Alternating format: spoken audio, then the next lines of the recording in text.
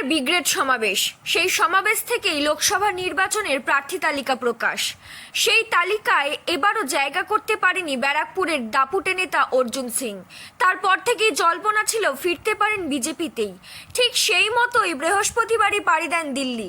শুক্রবার সব জল্পনার অবসান ঘটিয়ে বিজেপি আইটি সেলের প্রধান অমিত মাল্লবের উপস্থিতিতে যোগদান করলেন বিজেপিতে।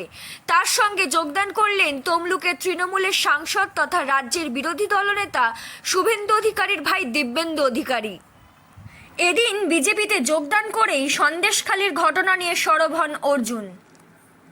हमारे संजय मयूख जी, हमारे भाई, उनका भी आभार प्रकट करता हूं। हमारे साथ दिव्येंदु हमारे छोटे भाई हैं, वो और मैं आज दोनों आदमी भारतीय जनता पार्टी के परिवार में शामिल हुए हैं।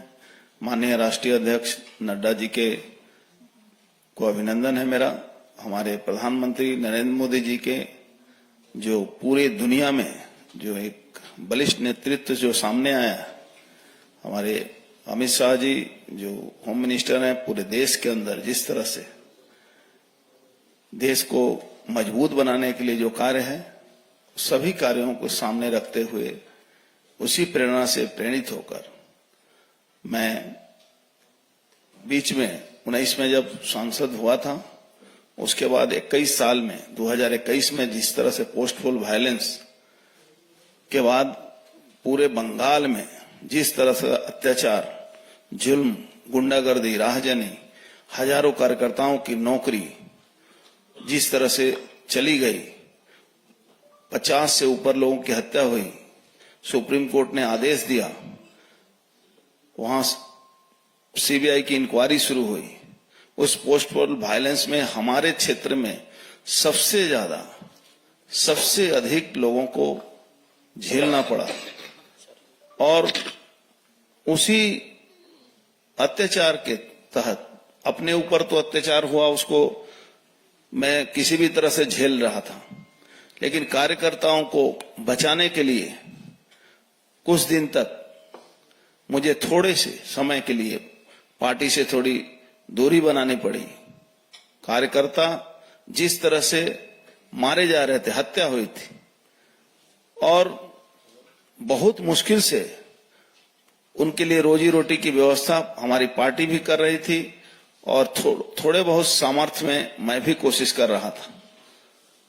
लेकिन मैंने ये देखा कि सरकारी तृणमूल पार्टी जो पश्चिम बंगाल की है, जो तृणमूल की सरकार जो वहां है, उसको कोई मतलब नहीं है। वो सिर्फ और सिर्फ पुलिस और गुंडों के बल पर अत्याचार करके शासन में बने रहना चाहती है। और उसका ताजा नमूना हम लोगों ने संदेशखाली में देखा। आपको मैं बताऊं, एक संदेशखाली नहीं, पूरा बॉर्डर इलाका से लेकर पूरे बंगाल का हर विधानसभा कहीं न कहीं संदेशखाली की तरह वहां के लोग जी रहे हैं। माताएं बहनों के ऊपर अत्याचार हो रहा है। आप प्रतिवाद नहीं कर सकते हैं, आप किसी को बोल नहीं सकते हैं, आपकी एफआईआर नहीं लिखी जाएगी, आपका कोई कंप्लेन नहीं लिखा जाएगा। इस तरह का अत्याचार शायद ही दुनिया में, भारतवर्ष में तो छोड़ दीजिए, दुनिया में कहीं आपको देखने को नहीं मिलेगा। और भारतीय जनता पार्टी के परिवार को जो नेतृत्व है, उनको मैं अभिनंदन करता हूं कि मैं जो थोड़े समय के लिए मैं सक्रियता मेरी भारतीय जनता पार्टी के साथ नहीं थी, उसके बावजूद भी मैं जब संदेशखाली की घटना के बाद बहुत उत्तेजित होने के कारण मैं जब पार्टी से संपर्क किया कि इस तरह से चुपचाप बैठा नहीं जा सकता है हमारे लिए, हम प्रतिवाद भी नहीं कर सकते हैं, हम बोल भी नहीं सकते हैं, हम फिर से भारतीय जनता पार्टी में अपना योगदान देना चाहते हैं।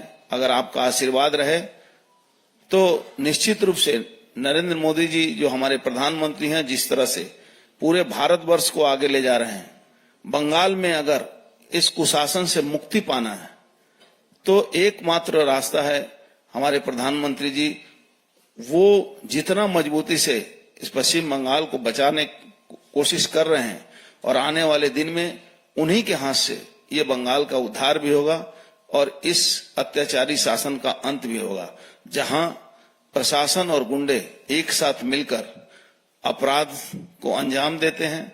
और जिस तरह से नरेंद्र मोदी जी का आशीर्वाद मिलने के बाद पूरे दुनिया के लोगों ने संदेश खाली की घटनाओं को देखा, वहां के हमारे कार्यकर्ता, हमारी माताएं बहनों ने जिस तरह से प्रतिवाद किया, वहां के साधारण लोगों ने जब प्रतिवाद किया, उसी के कारण पूरी दुनिया जानी। और सबसे बड़ा और एक कारण बंगाल के हमारे जो मतुआ भाई हैं, हमारे जो नमोसूद्रो भाई हैं, जिनको सीए का जो कानून लागू हो गया, उससे पूरे क्षेत्र में एक उनको रिकॉग्नाइज हुआ कि नहीं, वो आज रिफ्यूजी नहीं है। इन तमाम बातों को हमारे नरेंद्र मोदी जी जो प्रधानमंत्री हैं, उनके बदौलत ये संभव हुआ है, जिसका प्रतिवाद आप जानते हैं वहां की सरकार, वहां के मुख्यमंत्री सीधे तौर पर करती हैं। उनको बरगलाया जाता है, उनको झूठ कहा जाता है। इन तमाम बातों को सामने रखते हुए जब हम लोगों ने महसूस किया कि इस शासन को अंत होने में एकमात्र एक ही नेतृत्व सफल हुए, जो है नरेंद्र मोदी जी, और इसीलिए भारतीय जनता पार्टी के परिवार में मैं फिर से शामिल हुआ और आभार व्यक्त करता हूं हमारे तमाम नेताओं को, जिन्होंने मुझे ये मौका दिया कि आने वाले दिन में भारतीय जनता पार्टी के परिवार के साथ मिलकर बंगाल की जनता की मुक्ति के लिए जो लड़ाई नरेंद्र मोदी जी कर रहे हैं, हमारे प्रधानमंत्री जी कर रहे हैं, उस लड़ाई को हमारी पार्टी कर रही है। उस लड़ाई में छोटा सा भी अगर भी सहयोग मैं दे सकूं तो अपने जीवन को मैं धन्य महसूस करूंगा। धन्यवाद।